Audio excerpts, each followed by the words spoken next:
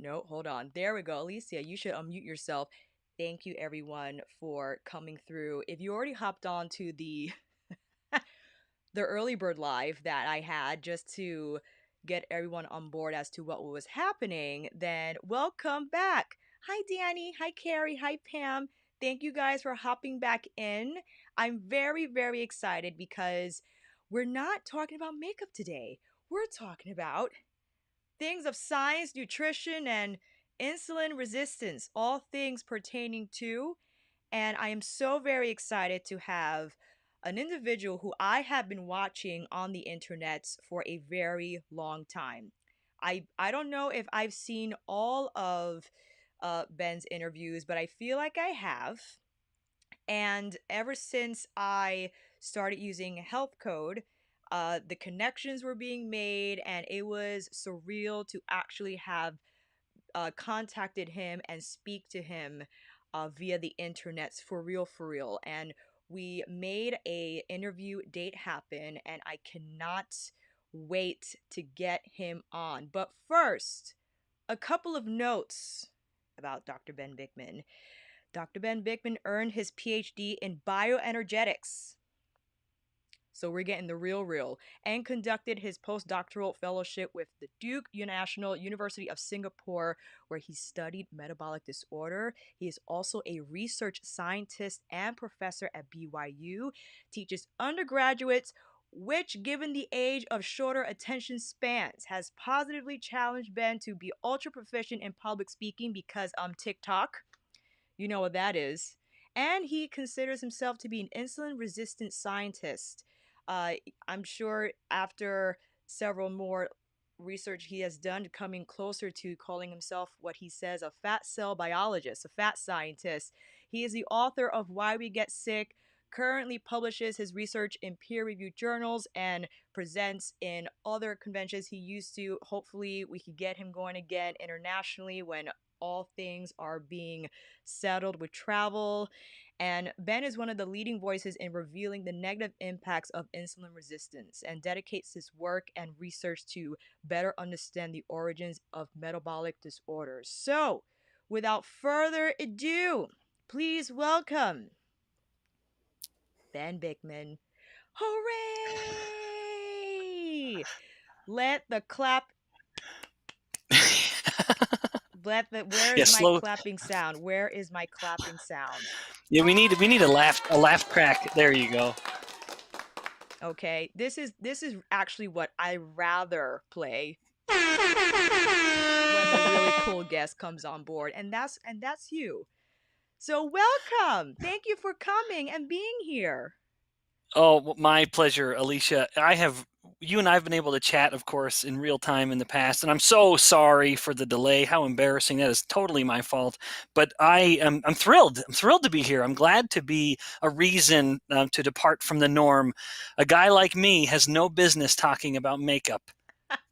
Well, we as much as my audience knows, Kinky Sweat is Kinky Hair and Sweat Life. So as much as I love makeup, I love movement and everything it pertains to, and that also means nutrition. Now, Hmm. before we get started, fam, I am not a nutritionist. I am not your doctor. Ben is not your doctor. He is not your physician. Everything we say is not medical advice. Any medical advice you seek out, please, you do so with your physician, okay? And everything you will hear today is just conversation. And if you take anything away from it, great, but we are not telling you what and how you should eat. We are merely just revealing what Ben has encountered in his research, compelling, and how that might influence you to perhaps change some things in your life, but we're not forcing you to. Okay, thank you. I just wanted to get that out there. Oh, well, and you can't be too careful. Yeah. No, absolutely not. So, well, it's funny because I've seen so many of your interviews, and you have been hosted by some super smart doctors, nutritionists, and what have you. And I'm coming from the fitness space, meaning Hmm. I'm an exercise teacher, I have classes, I do privates, But even so, being in the fitness realm, I still encounter the age old paradigm that just will not die: calories in, calories out. I've been in classes where people would take a high intensity type of a class and feel, it's okay to go to brunch and have all the Bloody Marys and all the French toast Hmm. because guess what? Calories in, calories out. It doesn't matter what you eat. Of course, as long as it stays within your macros, you're good to go. And no matter how much compelling evidence we have against that, Hmm. it just seems, what are we, and I'm saying we because I also thought this, what do we have wrong when it comes to calories in and calories out? Can we rely on that paradigm? Or if not, what should we really be seeking in terms of calories and better understanding it? Yeah.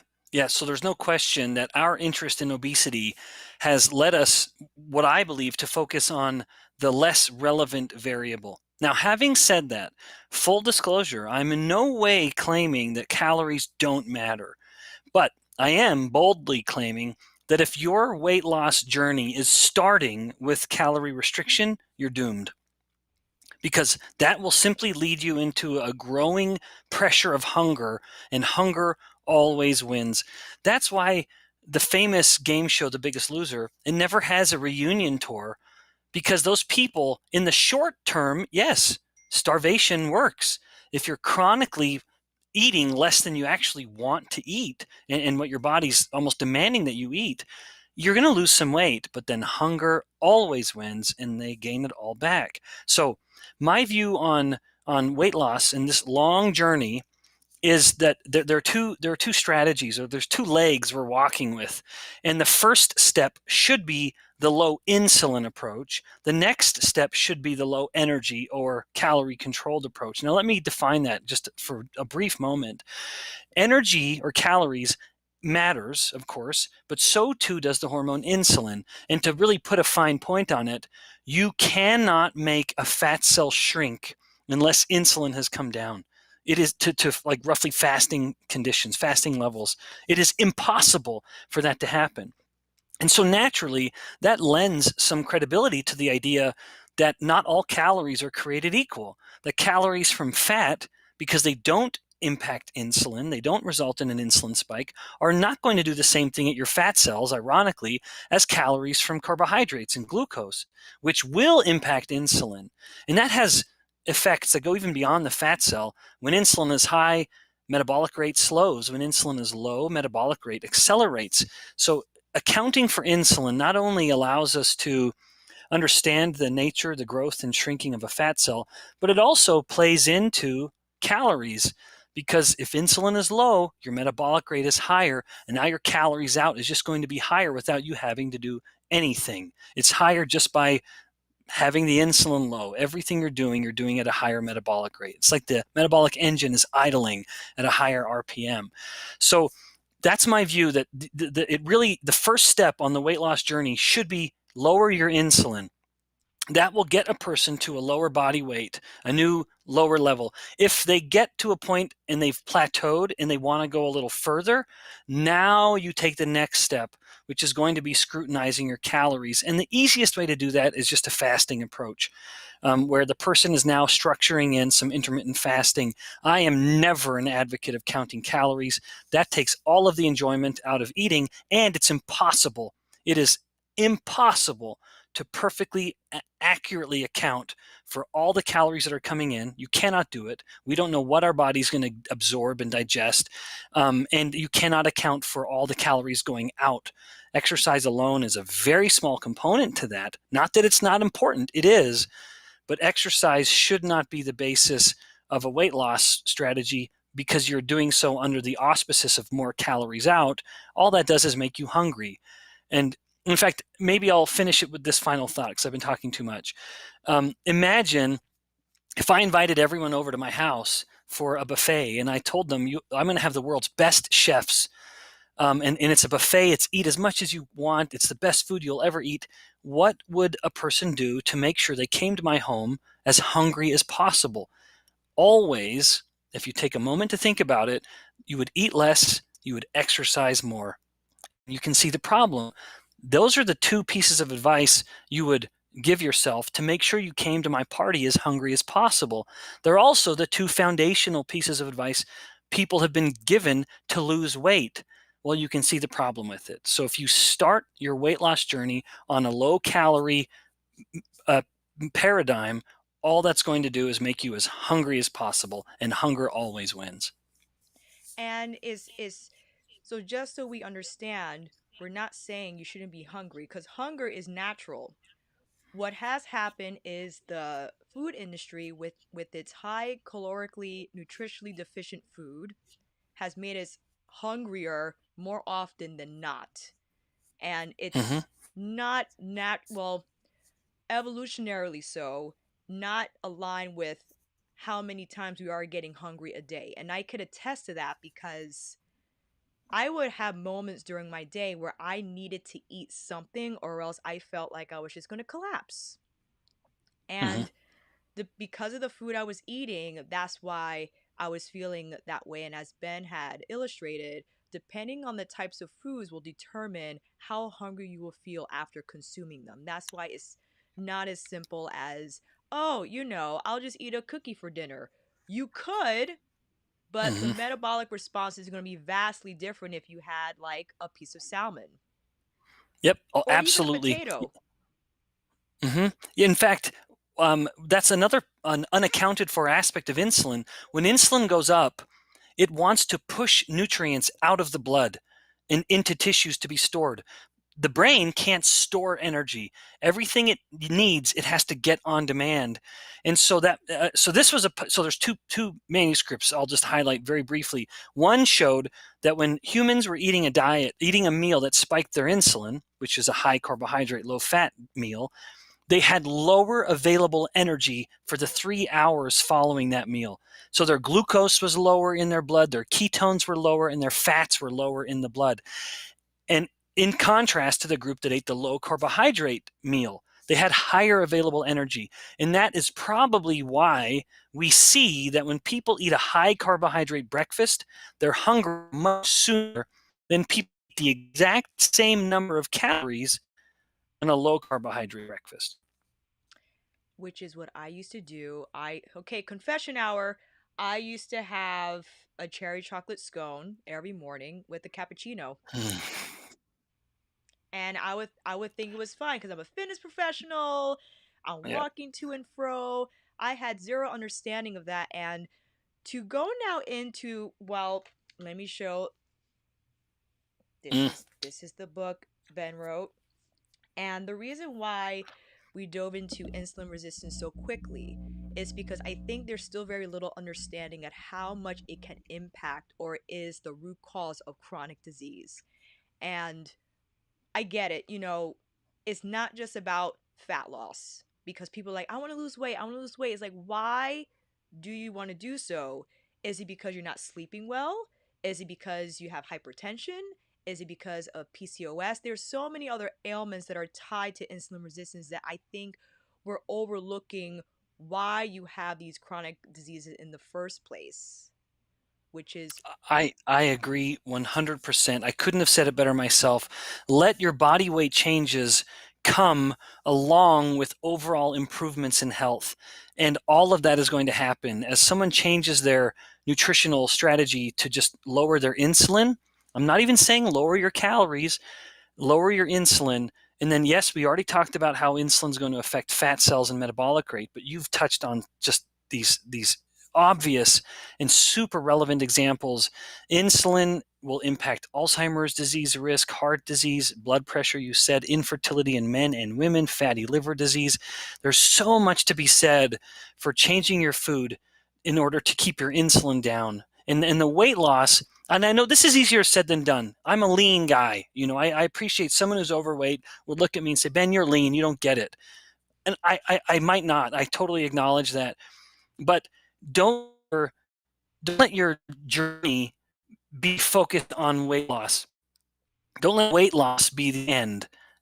Let just overall better health And then weight loss is going to be something that's just coming along with it as you're lowering your blood pressure, improving your mental clarity, and improving fertility. Weight loss is also going to be improved. It just can't help it. I can't help it happen. All of those are going to happen together. Which is why the theme of this talk is improve your summer mood, because as we're in the summer season, we want to be happy when we're in Disney World. We don't want to be stressed, okay? And wherever you decide to do for your summer plans, I think it's important to realize that being depressed and sad and just in a very low state in terms mentally can be impacted because of what you're eating. And people Yep. usually blame themselves, they blame their experiences or what have you. Yes, I mean everyone, people can go through traumatic experiences, but in the end how you process that, what you eat, and your insulin resistance and your metabolic state has an impact in terms of how you cope with stress. Yeah, And yeah, and even there's an interesting direction to this. Stress plays into metabolic disorders. It's one of the key, it's what I consider one of the primary causes of insulin resistance. There are a few key noxious stimuli or triggers to activate insulin resistance in the body, and stress is one of them. And so, yeah, I mean, although I don't often emphasize it because stress is such a big, vague, ambiguous idea that's hard to totally control. But if I can distill it to its simplest idea, it is improve your sleep. And for me, because sleep deprivation is a stress that is known to exacerbate or stimulate insulin resistance, for me, the single greatest predictor of having a good night of sleep, it's not turning off my screens, which everyone, for me, it isn't. For me, it is how late into the evening did I eat and how much did I eat.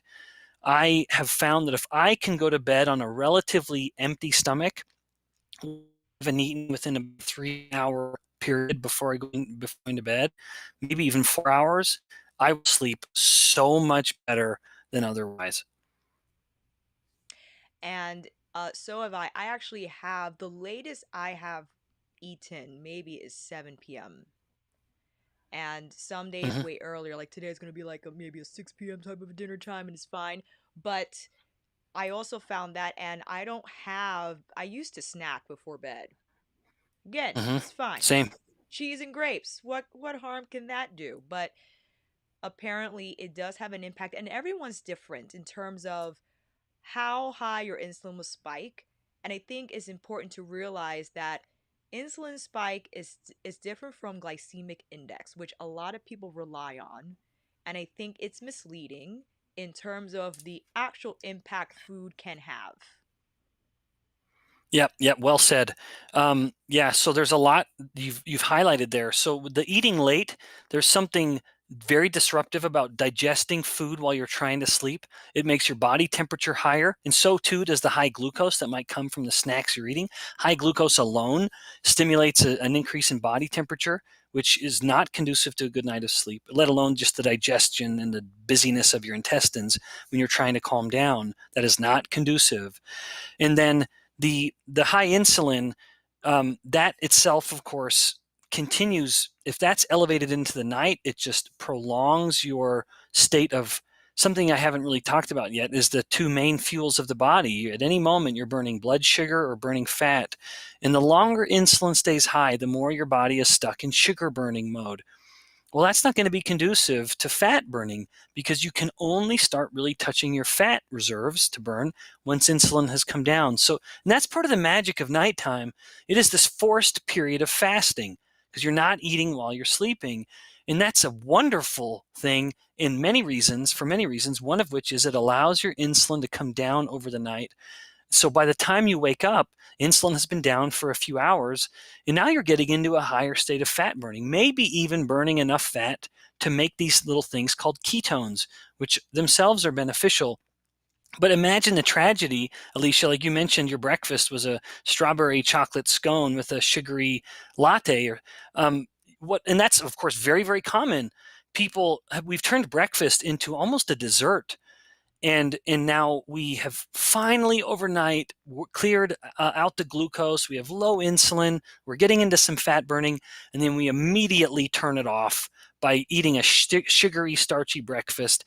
And then because that stimulates our insulin and our available energy comes down in our blood, we're hungry again 2 hours later. So we have our mid-morning snack. Then we have our sugary lunch, our afternoon snack, our junky dinner, and our evening snack. And a person is spending every waking moment, well into the nighttime moments, in a state of elevated insulin. And good luck shifting over to fat burning when your Right. body is stuck in sugar burning. Now we have a couple of questions. I think they all tie in with what we've been saying. The first one being, and I remember you had made this distinction on a recent or maybe another interview, that there's insulin resistance and there's uh insulinemia. There's Mm, like, right? And then yep. we have, how do we know if we have insulin resistance? And if one is hypoglycemic, how do they tackle not eating when they feel when their blood sugar is very low? Okay. Yeah, that's a great question. So, a few things to address, and I'll be as brief as I possibly can for an old professor. So, first of all, insulin resistance, I'll just briefly define it. Insulin resistance is a state, it's like a coin with two sides. On one side of the coin, it's the fact that the hormone insulin, which we're all making, it isn't working the same way as it used to at some of the cells of the body. Not all of the cells, but some of the body's cells aren't responding to insulin anymore, or as well as they used to. That's the insulin resistance component to it. But it has another side of the coin, and that is the hyperinsulinemia, which is just a nice way of saying elevated insulin levels. So insulin in the blood is much higher than it used to be, maybe several times higher, and it's always higher now. And that's a result. Both of these go together all the time. So when I'm saying insulin resistance, I'm saying both of these sides of the coin because they always occur together. You cannot have one without the other in the body. Now, that's insulin resistance. And you have to understand both of those sides of the coin to understand how insulin resistance plays into virtually every chronic disease, because it'll be one or the other of those things that's actually driving the Alzheimer's disease or the PCOS or whatever. Now, you had asked how to identify it. Well, there's two different ways. One is to identify it just on your own in your own home, and then the other is a clinical identification or diagnosis. The at-home method actually is multifaceted. One could be, do you have high blood pressure? If you have high blood pressure, it's very likely you have insulin resistance. To say that another way, almost all people, almost all origins of hypertension derives from insulin resistance. It's very rare for someone to have hypertension without it not being related to insulin resistance, but it can happen, like poor sleep or anxiety. So there are some exceptions, but not on a chronic sense. So if someone consistently or chronically has high blood pressure, they very likely have insulin resistance. If a person has a family member with type 2 diabetes, they have to be very careful. They could very well have insulin resistance as well, because type 2 diabetes is just a long form of insulin resistance. Also, if a person has some skin problems, there are two in particular. One is a skin problem called skin tags. It has a more technical name that I can never remember. But skin tags are these little bumps, not like a mole. I don't mean like a big hill of skin, but an actual little like stalk, like a little projection of skin, just like a little column of skin. And people will have them at skin folds where skin is rubbing together. And if someone's a little overweight, they can have those skin folds around their neck. They can have them around their armpits in particular. These two spots in particular are going to be common sites for the skin folds to start appearing. It can also happen at the groin, as well, anywhere where skin is rubbing. But if the person has skin tags, that's a very positive sign of insulin resistance. And then the last one is a condition called acanthosis nigricans, which is kind of like big dark sections. I don't want to say splotches because that sounds too ugly, but it's just little darker pigmented areas of. Now I am loaded with freckles, and acanthosis nigricans is not going to be tiny little spots like my freckles are. It's going to be larger sections, and you can see them anywhere on the body. Now, of course, the darker the complexion, the harder it is to see. For someone as pale white as me, if I had a spot right here on my peachy pale skin, you'd see it quite obvious. So acanthosis nigricans has a diminishing value if someone just naturally has a more olive or darker complexion. But nevertheless, the skin can be a window into the metabolic soul in that it's going to be impacted by insulin resistance in some way. Now, the last thing you'd asked about was hypoglycemia. Hypoglycemia is not common, and for those who do experience it, it is almost always what's called a reactive hypoglycemia. When they've eaten something starchy and sugary, and the glucose has risen so rapidly that the body is trying to correct that glucose and bring it down by releasing a huge amount of insulin. And what can happen, and this is a sign of prediabetes or insulin resistance, the pancreas that's making the insulin has made too much.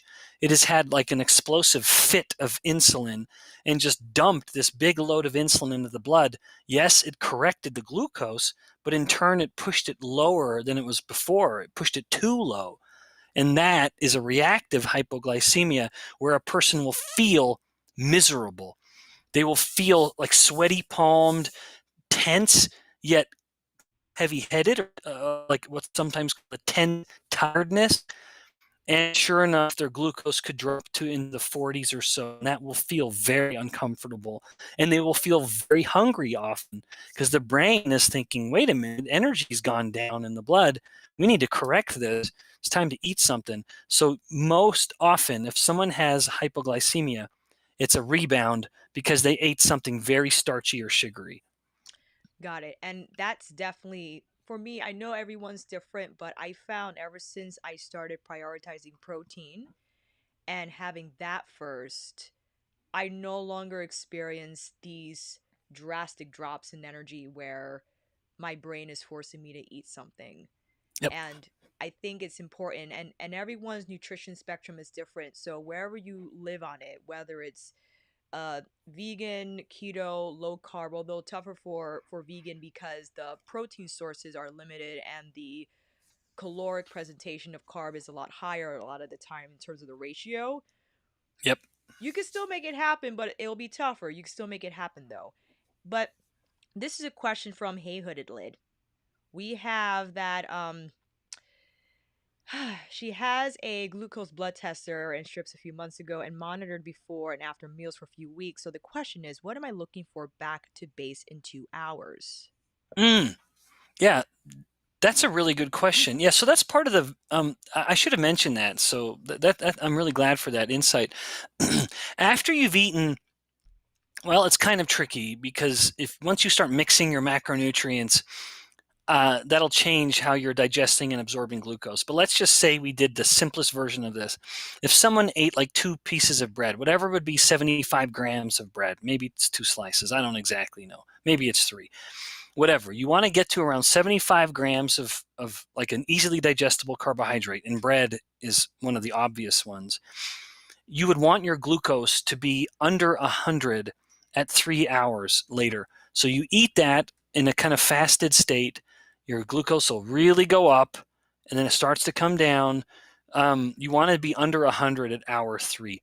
That's a great way, of course, to identify it. Now, of course, just fasting glucose, ideally, you want to have it below 100, when you're measuring. And now we always measure in the morning because it's the easiest time. We've been fasting through breakfast.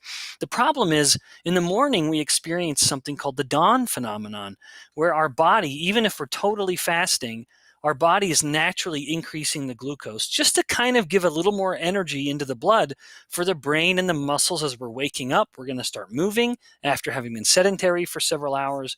So it makes sense that this happens, but it also means it's the worst time to get someone's fasting glucose.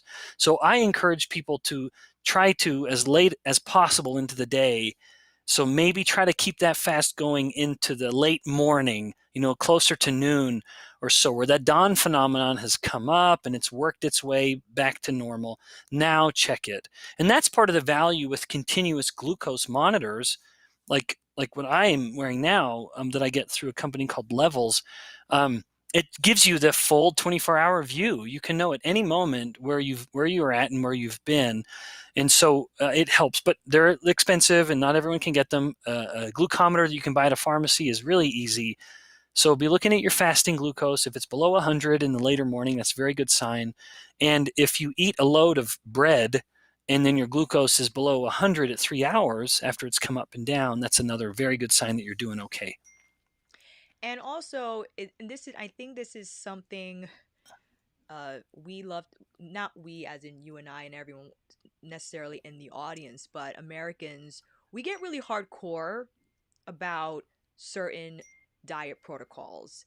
And now the low carb community, there's some people that are like, I don't want my insulin to be existent at all. It's like, Mm, no, we need it.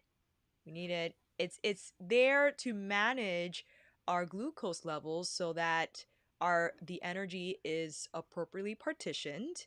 mhm. But the thing is, if it's chronically high all the time, and when we mean chronically high, due to the fact that we're eating breakfast, we have a snack. We might have two snacks. We got lunch. What Yep. is lunch?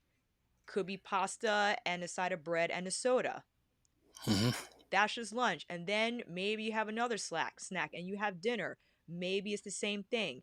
And these foods, again, especially if it's fast food, and I'm not shaming fast food, I'm just letting you all know it is engineered to be addictive Yep. in nature. That's just Yep. it. Yep. And Yep. In nature, we never have fats and carbohydrates coming together except for milk. And that's because when mama mammal is trying to grow baby mammal as quickly as possible, putting high fat and high carb together is a perfect formula for growth. It is. It is this magical cocktail, high in all three macronutrients, fueling growth and providing the building blocks for growth. But other than that, you don't have you don't have fat and carbohydrate coming together. And whatever the reason is, it's probably because once you're grown, you're done growing, and the only growth that's going to have happen after you're done growing up is you're going to start growing out. And it is, though, however, a magical mix. Fat and carbohydrate together is delicious, and it's much more, I would say, palatable and delicious than either alone. No one is ever sitting around on a Friday night thinking, oh man, I want to eat a stick of butter. No, you don't do it. But you do, in one hand, crave pure carbohydrate in the form of, say, gummy candies. I love gummy candies. I would knock myself out on little gummy candies, little Swedish fish and gummy bears. I'd eat those all day. But what others will find even more palatable is something like ice cream or some gooey, sweet, gooey dessert. Yeah, I know, I get it. Where it's either it's a salty, crunchy, or it's a sweet, gooey, and that's always going to involve carbohydrate, and very often it's going to involve carbohydrate and fat, because those two together is a wonderful way to make an addictive food. which is why, I think it's hard to get rid of because this combination is it has that reward type of spike in the brain, right? Especially when Yep. you said it. I mean, if we're having a bad day, we're not going to have a bowl of broccoli florets. No. It's you could, and congratulations if that's the food you choose to eat Yeah. or you're You're having a one of the bad very day, few. right? Very few. So unless you put them in oil and butter or what have you, that's when it gets tasty, Yep. right? And as you explained, uh when you start mixing the micros together, that's when we get into trouble. Hmm. But I find that when you start to change what you're eating, and again, we're not saying to eat less, when you change what you're eating, when you prioritize protein, you feel less inclined to have those foods. Your palate starts to change Hmm. and your body starts to respond negatively. I think one time I had chocolate chip cookie dough ice cream. Hmm. I had the worst headache. And that Yeah. has never happened to me before when I used to eat that ice cream more often, Hmm. right? So, Yes. Yep. Yep. So I love what you said. I think prioritizing protein is a wonderful way to get it right, because modern carbohydrate heavy foods have had the protein removed because protein is expensive. And the best proteins are even more expensive. That's why so many food manufacturers want to use plant-based proteins, because they're so much cheaper, but they're much less effective for improving human health. But in nature, the best proteins always come with fat, and that's how we should eat them. We should get those two together. So as much as we're both advocates of protein, that can lead to, I think, a deficient way of eating, which is to say, I just want protein and nothing else. Well, that doesn't cut it. And you're not even going to get the protein you think you are, because fats help the body digest protein better. This is why so many people will report a sensitivity to whey. They say, I can't eat whey, it upsets my stomach. Right. No, usually it's just that, no, you've only had pure whey and you've removed the fat, because fat digestion facilitates protein digestion. It is harder, in other words, for the intestines to digest protein alone than it is when protein has come with fat. They're supposed to come together. In nature, they do come together. And so when we are talking about prioritizing protein, it's good, it's justified. We need to get protein, but we should also get it with the fat. And yes, in an ideal situation, I just think, hi Laura. Laura brings up a good point, because it says here, let me move you up. I find this discussion so interesting, but also very American. The problem, the answer seems so extreme. So basically, because Laura's from Europe, Mm-hmm. and bread in Europe is amazing, Yep. but it's also not shelf stable. So it doesn't have all the junk Wonder Bread has. It doesn't have the Yeah. excess sugar. It doesn't have these stabilizers that make it long lasting for the consumer to buy in the market. So Mm-hmm. I agree. There are delicious things still that you can eat that, sure, are often demonized in the low carb community, because yes, people could get hardcore about it. I get it. Unless you have celiacs, or what have you, a condition that you can't have any grain, no matter if it's fermented or soaked or what have you. I Yeah. understand, but the problem is that a lot of us eat processed food that has been tampered with in a way that's not metabolically advantageous to us, and negatively impacts our insulin spike. Yeah. Yeah. In fact, I appreciate Laura's sentiment. I think sorry, Laura's right. I think Europe is one of the last vestiges of healthy eating, because the culture around food is so very different, where it is a long social affair. But it is, but to counter her view, I'm not American by birth. I've lived in multiple different countries, given talks literally around the world, because insulin resistance is in fact less of a problem in the US than it is in several countries in the Middle East and some countries in Southeast Asia, like Singapore, which is kind of a second home for me and my family, um, and South America. So I nevertheless appreciate the sentiment that it might sound like it's a very American conversation, but I have been invited literally around the world, and the Middle East and Southeast Asia, like Singapore, it is worse of a problem there than it even is in the United States. And me being originally from Canada, which we can say is North America, but this is not a local problem, with for me and Alicia kind of in our back door.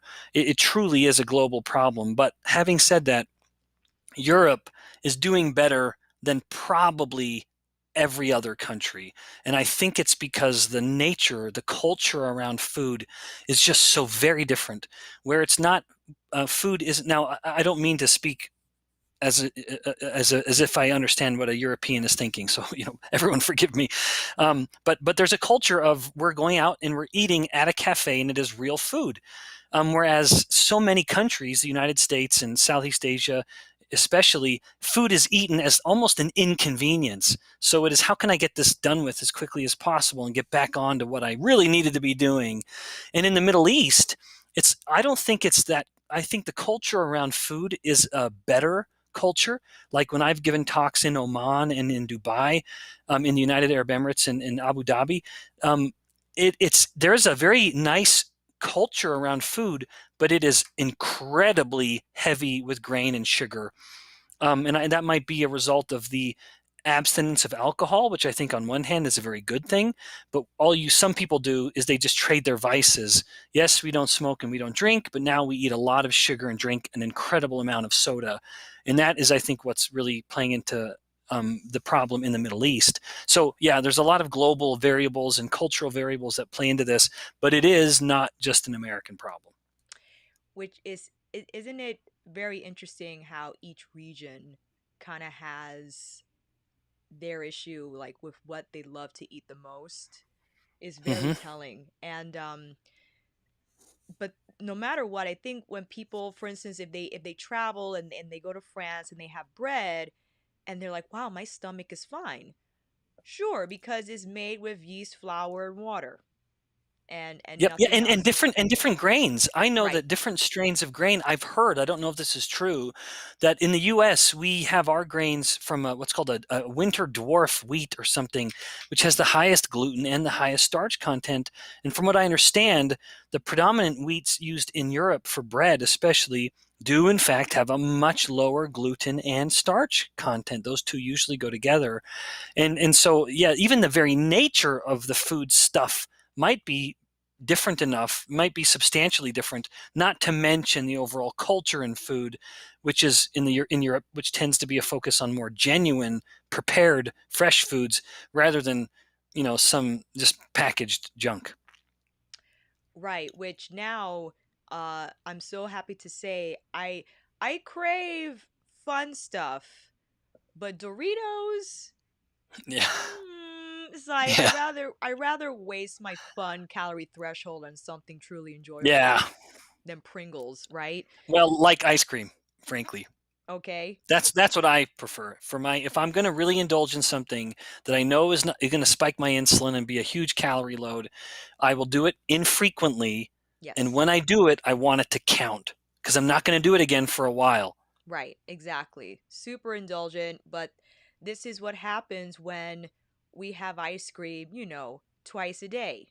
Mhm. And what I try to tell people, and I think this is what happened when the bodybuilding community kind of found its way into like general fitness community, you know, just keep your macros, all about the macros.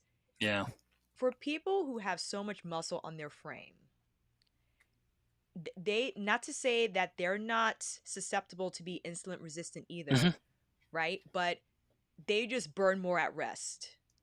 Oh yeah, a lot more. Especially those guys that are. I mean, so much of the bodybuilding culture was developed during the '70s, when Lou Ferrigno and Arnold were the the paragons of fitness industry, and they were all on the juice. They were all on steroids, and that I mean, they were building such an impossible amount of muscle over such an accelerated, and at such an accelerated rate that the caloric demands are so significant that you just have to be putting anything in the engine at all. Now, when you're cutting, that changes the dynamic, and low carbohydrate would be used for cutting. But even still, yeah. In fact, it's funny. It's a bit of a tangent, I know. Even the whole idea of cycling through different days, like today is my arm day, today's my shoulder day. The average person, I don't think, needs to pay attention to that kind of thing. That was born once again from this hyper focused anabolic steroid induced mass acceleration that for the average individual has no relevance. It doesn't, and I think it's unfortunate. And this is something I've seen in the fitness community where people work out super hard and they follow the lead of their fitness influencer or bodybuilder influencer. They eat a ton, but they don't realize the Mhm. work that they're doing does not call for that type of meal. I mean,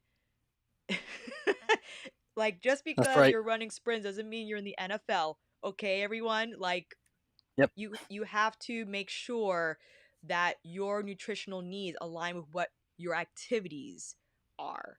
And if you're Yeah. doing Pilates, that does not mean you need to have 100 grams of carbs in your next meal. Well said. Yes, there is a phenomenon in weight loss called the permissive effect of exercise, where, and you'd mentioned this earlier, and I failed to come around to it and highlight it. But yeah, when someone exercises, they then feel they allow themselves to indulge in something that they wouldn't normally have indulged in. And the tragedy of this, exactly how you mentioned it, we've been told that we need carbs for exercise. And exercise is a wonderful way to enhance the insulin sensitivity in your body.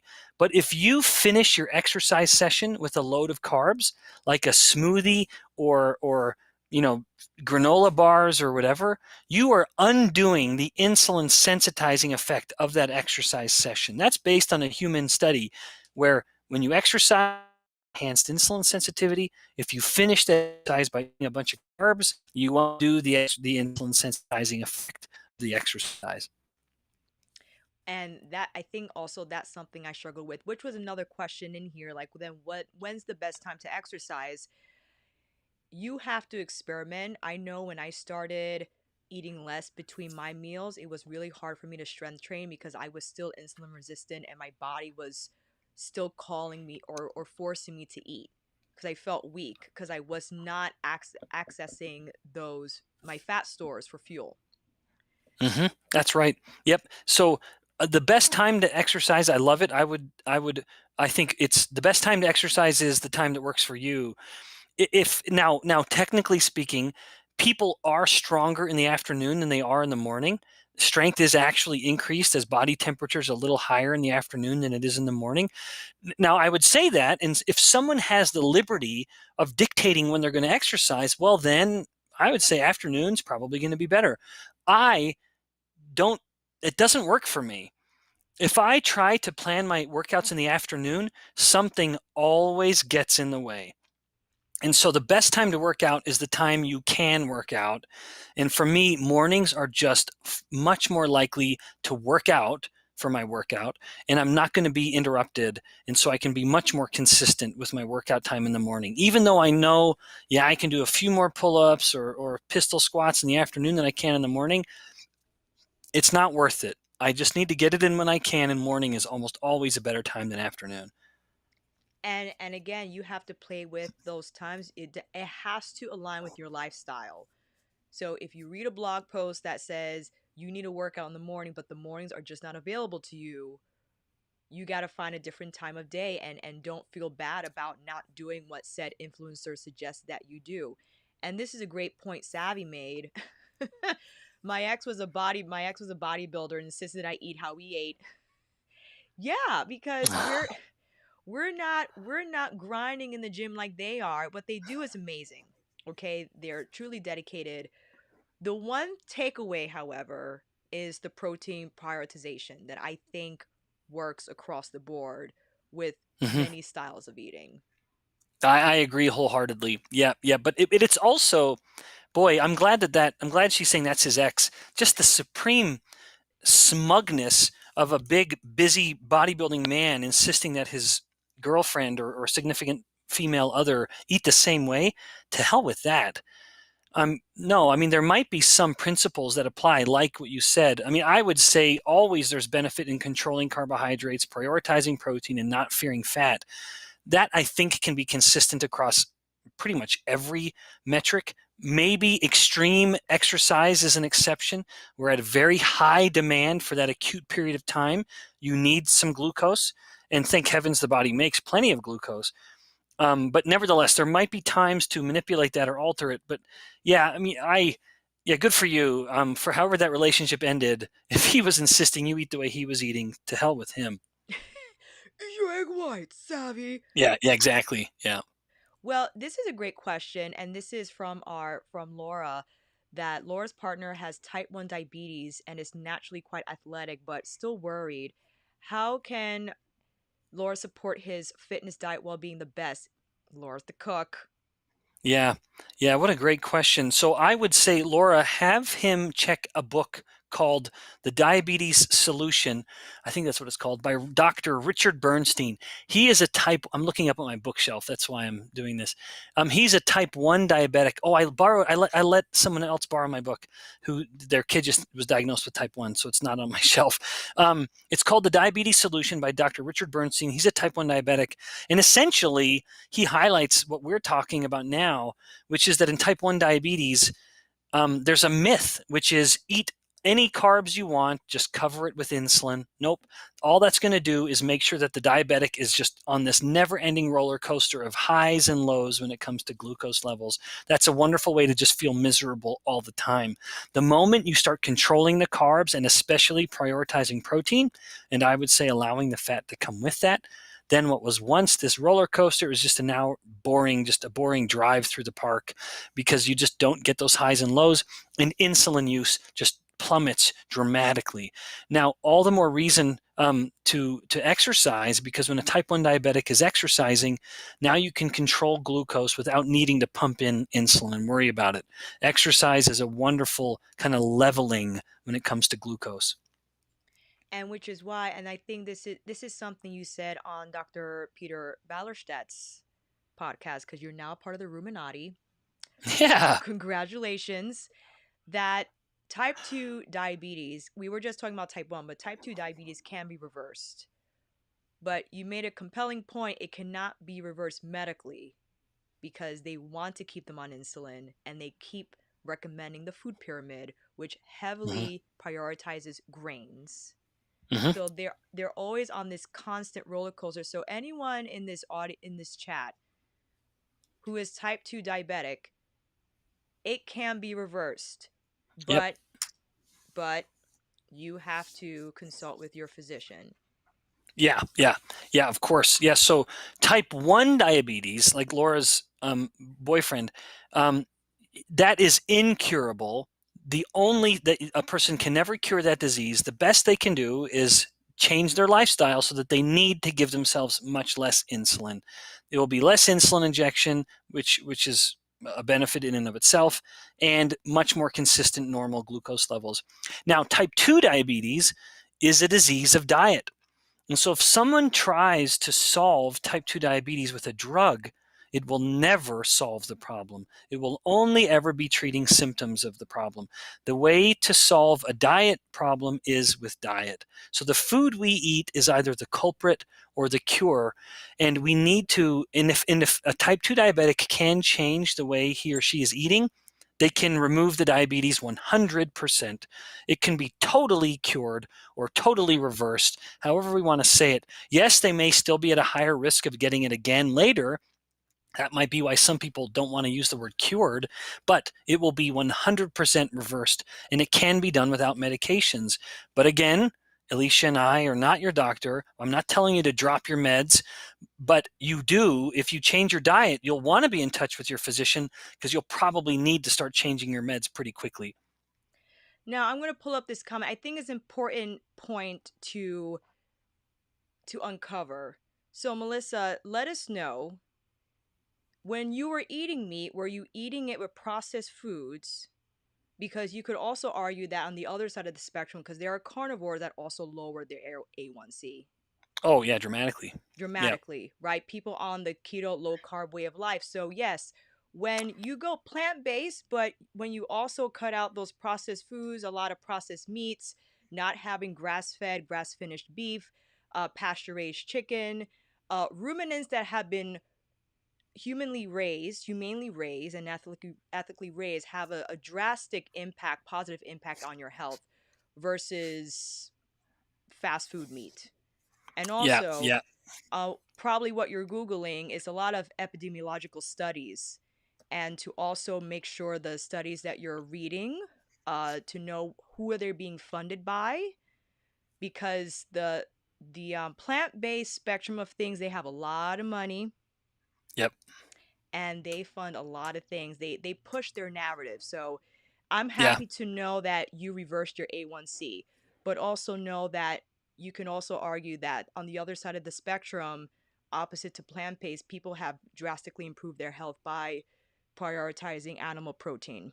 Yep, and it's sustainable, because the further someone gets, there's a lot I could say about this. Now, I'll just be very direct. Meat does not cause diabetes. That's absolute fallacy. Any study that has ever attempted to establish that was, as you noted, Alicia, an epidemiological study, which is just questionnaire based. So it's, you come to a group of people, give them a questionnaire, and then just see what their health is like. That has multiple potential errors, and one of them is called the healthy user bias. where people that have been told meat causes diabetes and they actually act accordingly also tend to be people who smoke less and exercise more and are generally making healthier decisions. But also, those data are so manipulated very often to tell a specific story, where they will consider meat eating or egg eating to be anything that is baked with eggs. They will say you eat cake, and that they count that as an egg eating, and so they eggs are lumped in with meat, and so they can spin this weak data any way they want. And there has never been an actual clinical study showing eating more meat is causing anything related to diabetes. And in stark contrast, there's evidence to show that when people go on a low carbohydrate diet, this is clinical evidence that can actually establish causality. They go on a low carbohydrate diet, eating several times more calories from meat and saturated fats, and every metric of insulin resistance gets significantly better than the low fat version of it. So yes, someone can experience a benefit with a plant-based diet because it is going to be low calorie. Because if you're avoiding fat, you're essentially starving yourself. But that is also why it is doomed to fail, because hunger will win. And I don't mean to be so confrontational in saying this. So let me be more diplomatic about it. The further a human gets from animal foods, the more deficient their diet becomes. And that I can state with 100% fact and authority. There is nothing essential about plants in the human diet. I'm not saying plants can't be part of a healthy diet, but humans physiologically need nothing from plants. We do need certain fats. They are essential in the diet for humans to survive. We do need essential amino acids or proteins that we have to get in our diet for us to survive. So proteins and fats are what humans need for survival, and animal sources are the only way to get those. You cannot get the essential fats from any plant source, none, zero, zilch, nada. You have to get those essential fats from animals. And then the essential amino acids you can get from refined plant proteins, but you're not going to absorb them as well because plant proteins have anti-nutrients in them like phytates and trypsin inhibitors that inhibit the digestion of those proteins. And you'll become deficient in uh, not folic acid, but vitamin B12, which allows the body to use folic acid. And so you cannot get B12 from any plant source. So you'll develop something called pernicious anemia, which a mom can even give to her child if mom's adhering to a vegan diet, if she can even get pregnant at all. And you'll become iron deficient as well, because no amount of iron from broccoli can actually turn into iron in your hemoglobin. You need heme iron that comes from meat. So there will be two different types of anemia that will kill you, and not to mention the deficiencies that come from trying to get your fats from plants or your proteins from plants. So having said all that, on the short-term basis, a plant-based diet can appear to improve things, and that's largely because you're starving yourself slowly, but it is not sustainable.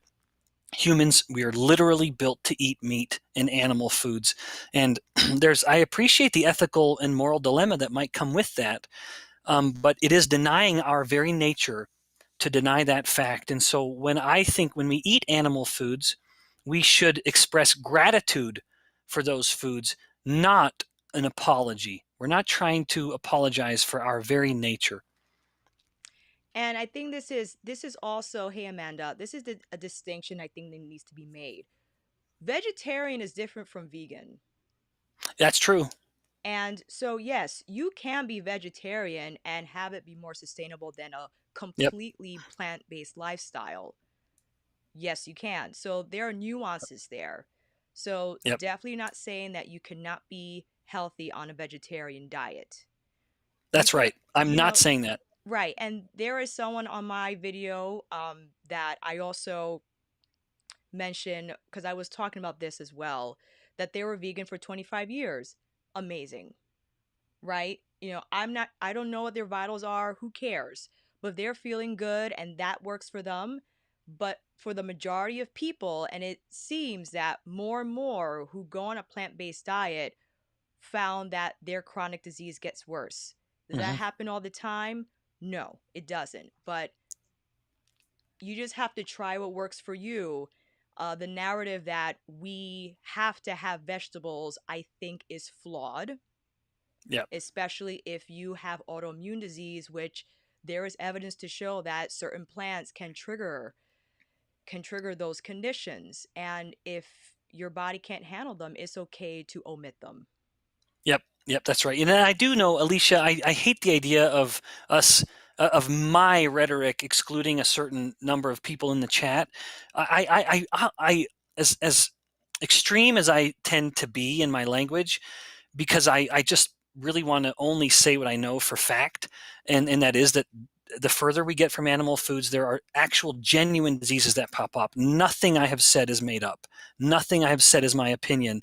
That doesn't mean I can't speak about it with a little more compassion, because I know there's a lot that goes into this kind of thing, including ethical and global and environmental decisions. And there's a lot to debate, and there's a lot that ought to be discussed when we talk about those things that I do not ever discuss, because that's not my forte.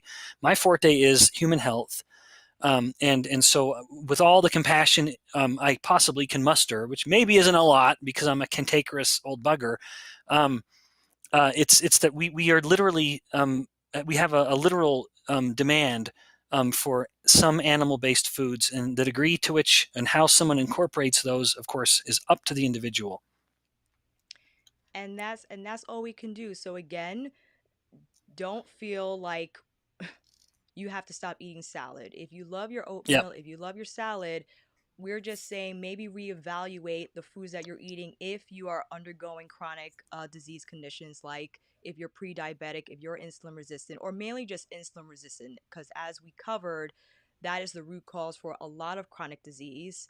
And again, if the foods that you're eating are triggering that or making it worse, then you might have to reevaluate what your nutrition is and what it should be for you, not what Yep. even myself and Ben are saying. You have to, like, I don't like to say do your own research because there's so much research out Yeah. there Oh. that, yeah, that if it's hard to read everything, and also it's hard to kind of distinguish what is an agenda or not. Like, I get it. There Hmm. there is, everyone has an alternative motive, but you take what the information you want and do with it as you like. But if you're not feeling good, if your mood is not great, if you're not sleeping well, if you have chronic inflammation, you're always in pain, then something has to change. You Well go said. with it as you like. Yep. And and with that said, I just wanted to mention, because some of you had asked about health code.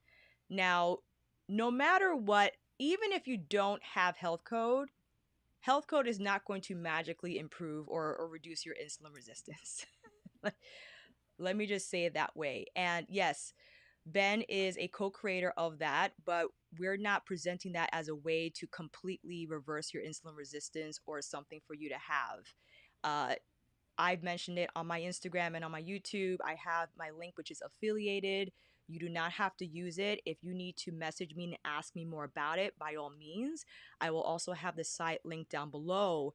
But Health Code was just, and you could talk more about this, Ben, if you like. I think you were inspired to create something that will help those who are needing to just guide their nutrition in a different direction. Yeah. Yeah. That's right. Yeah. So I would hate for, yeah, when as a scientist, it is my great pleasure to be curious and to find answers to questions. That's what I do all day, professionally speaking, not to mention when I'm wrestling with my kids and cleaning the house. Uh, so when you think you have answers to important scientific questions, for me at least, I really want to translate it into something usable as an actual solution to a problem. So the health code shake was something I started with two of my older brothers, which was just a way to make a low carb diet as easy as possible. Now, for those that have the time and the education or knowledge to just create these meals all the time and do it well, health code isn't for you. This is really just a kind of a, I need something to take the guesswork out of a meal, and I need something to be convenient.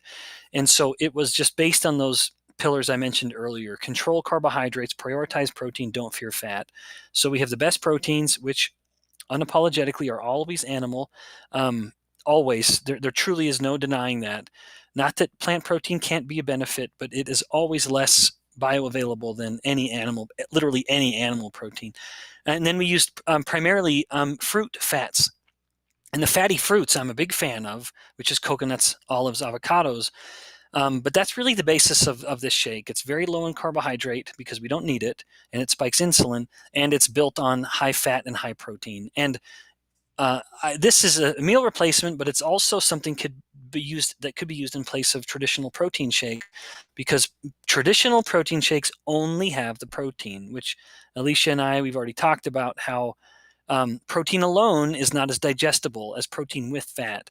And so we very much wanted to put those two together because it increases protein digestion and it makes muscles grow faster and better than just protein alone.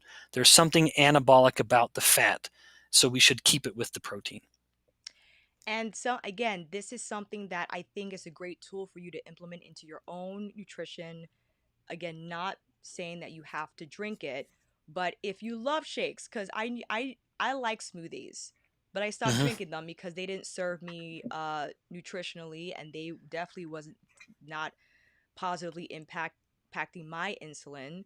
But it's nice to at least have something that if you're going to have something in the realm of a smoothie, at least for it to be more on the protein fat side of things, that's not going to leave you hungry just 2 hours later, which was happening to me.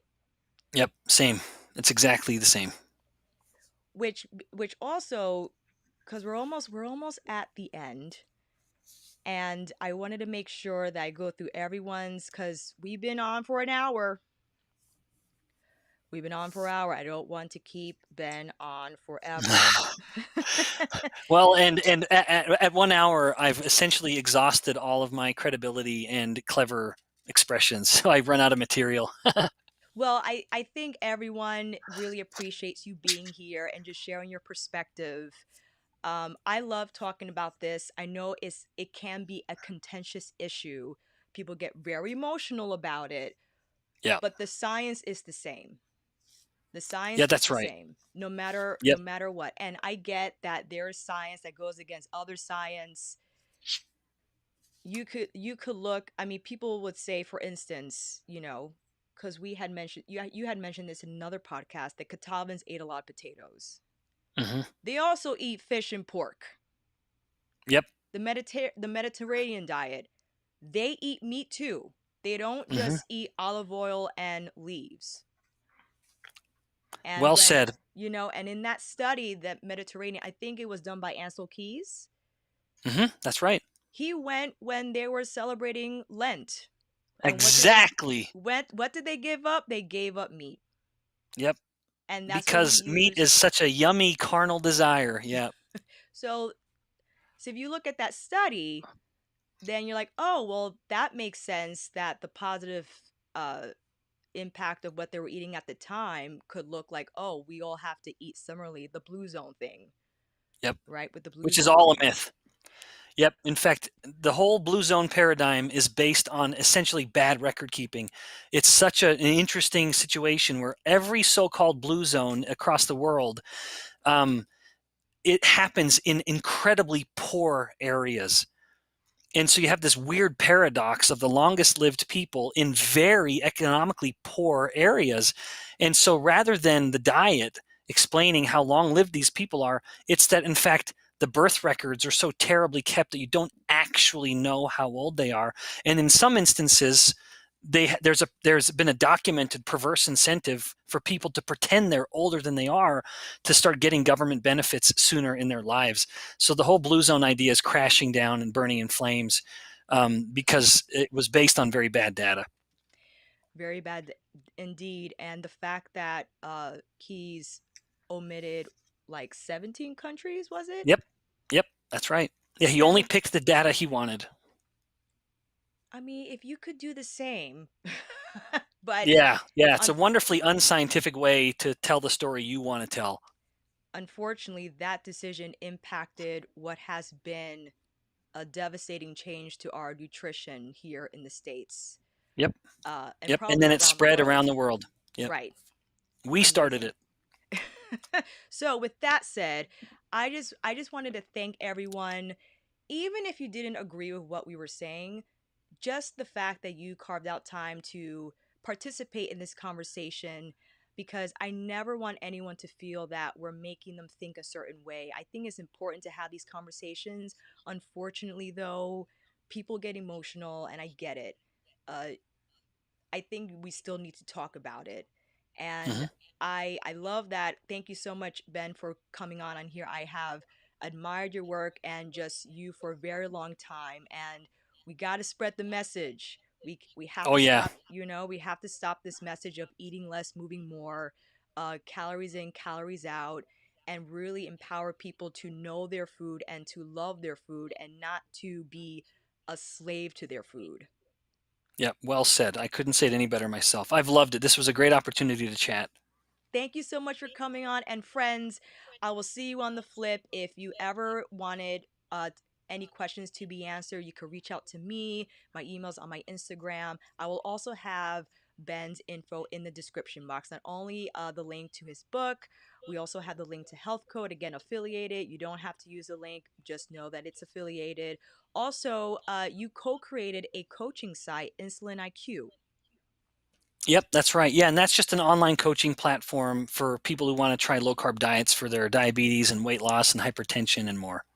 So if you want to find out more about that, I'll have the link down below. Again, thank you so much, Ben, for coming on and just sharing your immense knowledge is beyond an honor, and we cannot thank you enough for carving out time to be here. My pleasure, Alicia. This is the only thing I know anything about, so I'm always happy to talk about it. Thank you so Thank you. much. Everyone, have a great rest of your day, and I will see you soon.